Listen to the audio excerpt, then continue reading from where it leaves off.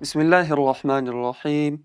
Allahumma allimna ma yanfa'una wa anfa'na bima 'allamtana wa zidna ilman wa 'amalan wa akhlasan ya arhamar rahimin. Hurmatly musulman tuğanlar. Kuday buyursa, kitepçemizin birinci temasından, birinci sabagынан sabaklarımızды başlayalım.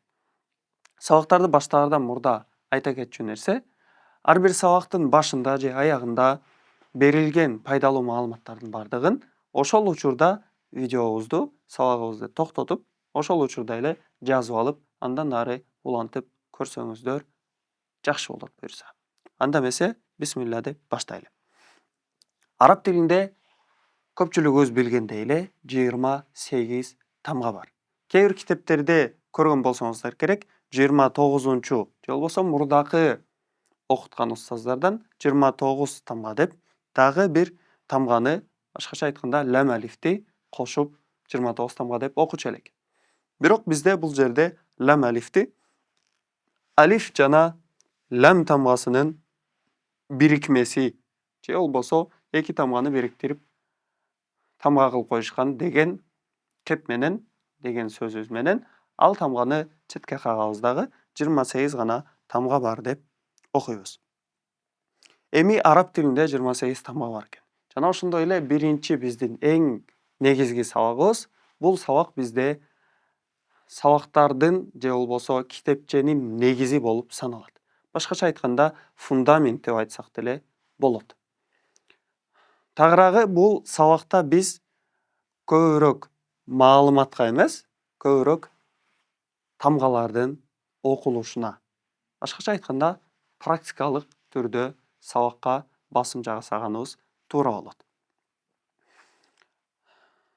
Тамгалардын ортосунда биз баштапкы деңгээлде жеңил түрдө тамгалардын махраждарын, чыгуучу жерлерин бул тамга могул жерден мынандай болуп айтылат деген таризде айтышыбыз мүмкүн жеңил форматта.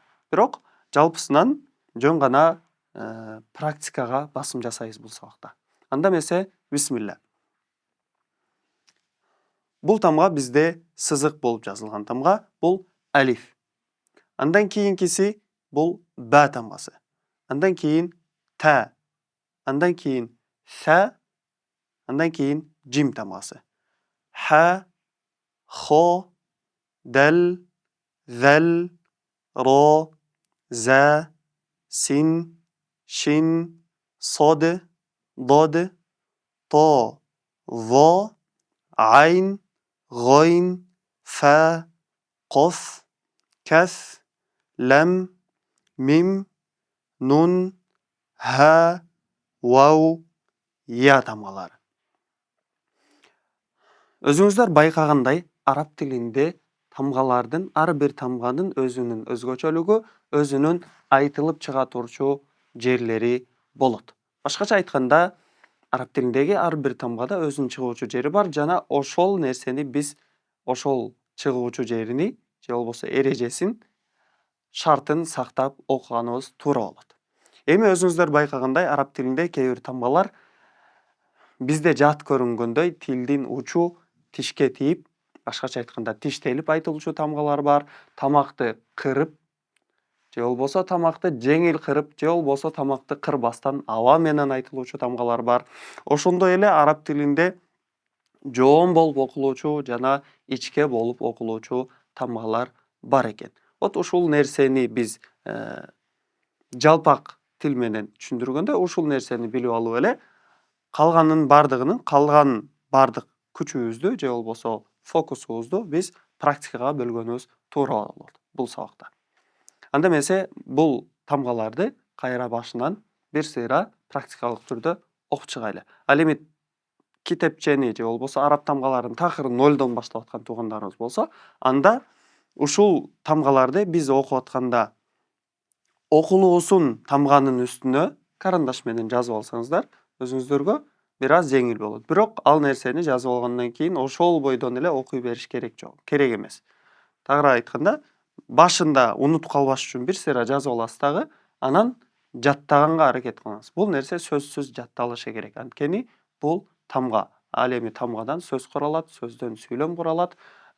Мунсуз бул нерсени жаттабасаңыз, анда Құран оқи албай қаласыз.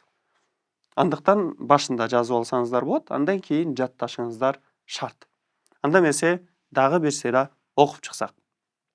Әлиф, бә, тә, ث, جيم ح خ دل ذل را ز سين شين صاد ضاد طا ظا عين غين فا قف كف لم ميم نون ها واو андан кейін я. Демек ушул 28 тамганы biz эң эле башкысы биринчиси жатташыбыз керек экен, экинчиси айтканда туура айтылуучу жеринен чыгарып, туура окушубуз керек экен. Кийинки экинчи сабагыбыздан көрүшкөнчө ассаламу алейкум ва рахматуллахи ва баракатух.